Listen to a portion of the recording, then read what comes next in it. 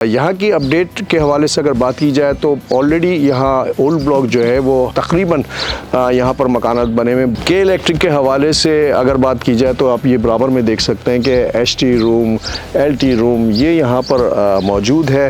अगर जो इलाके की लाइट के तमाम तर मामलात यहाँ से भी देखे जाते हैं। सीवरेज के हवाले से मैंने आपको बताया कि ये काम हो रहा है और जैसे ही ये कंप्लीट होगा तो बहुत बड़ा एक मसला हल हो जाएगा। जामा मस्जिद रहमानिया यहाँ पर एक बहुत ज़बरदस्त सी मस्जिद है जिसमें 5 वक्त की नमाज और जुम्मे की नमाज भी की जाती है और स्कूल यहाँ पर मौजूद है।